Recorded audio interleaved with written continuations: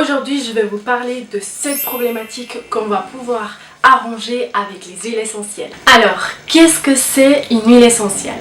Alors, la réponse va varier selon les professions. Ça peut être l'ensemble des molécules pour un chimiste, ça peut être aussi une arôme pour un parfumeur, ou ça peut être aussi l'esprit d'un végétal pour un alchimiste. Dans la réalité, une huile essentielle est l'ensemble de tout cela.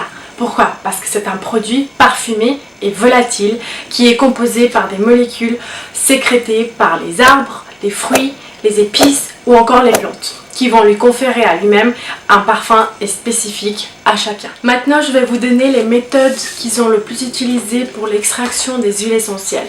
Alors, la première, c'est la distillation. C'est celle qu'on utilise le plus souvent et la plupart pour tous les huiles. La deuxième, c'est la macération.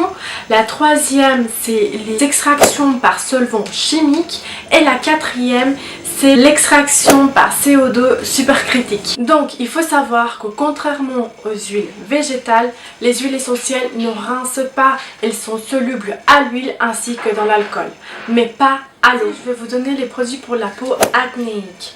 Alors, souvent, on recommande le tea tree.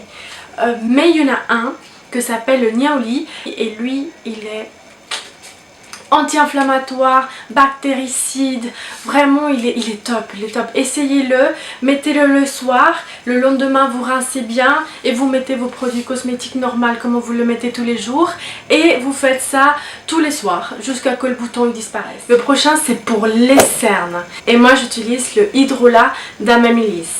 Pourquoi? Parce que tout simplement je trouve que c'est un des plus forts, il est anti-inflammatoire, il est décongestionnant et en plus j'ai eu l'impression comme ça me donne les vertus de les éclaircir, donc ça pour moi c'était top. Moi je lutte souvent contre les cernes et puis il faut savoir aussi que c'est génétique ce que j'ai moi, donc j'ai trouvé un produit miracle, je l'ai fait assez souvent et après j'utilise d'autres produits cosmétiques aussi pour aller avec, les hydrater et tout ça parce que c'est un endroit de chez moi qui est assez sensible. Alors vous allez mettre dans un petit bol, mettre le hydrolat d'Amamélis, ensuite vous allez prendre deux petits cotons, vous allez le plonger et le mettre sur les yeux pendant 10 minutes le soir. Pour la cellulite, il faut savoir que c'est pas le produit que je vais vous donner tout seul qui va vous aider à enlever toute la cellulite. Normalement, vous êtes déjà en train de travailler dans le sport, dans la nourriture et puis en train de faire d'autres traitements chez l'esthéticien. Donc ça va être un plus encore pour pouvoir éliminer toute cette cellulite. Vous allez prendre l'huile essentielle cèdre d'Atlas plus une huile végétale. L'huile végétale, moi celle que je prends c'est celle de macadamia ou sinon une huile d'amande douce.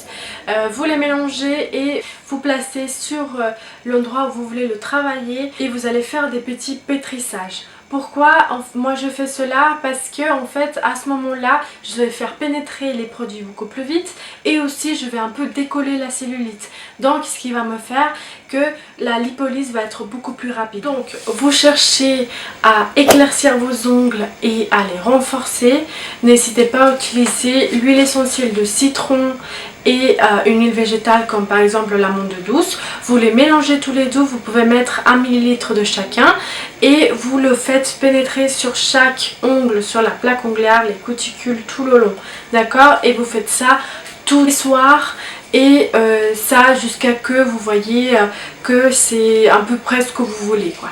Cette recette là c'est pour les cheveux, toutes les personnes qui ont les cheveux blonds ou gris, celui-là il est top, je vous jure que parce qu'en fait à un moment j'ai eu les cheveux blonds un peu gris, je ne comprenais pas pourquoi ils devenaient jaunes si vite en fait et puis je devais rentrer chez le coiffeur chaque 2 semaines, chaque 1 mois et moi au niveau budget ça commençait à me saouler quoi. En fait ce que vous devez prendre c'est l'huile essentielle de camomille matricaire.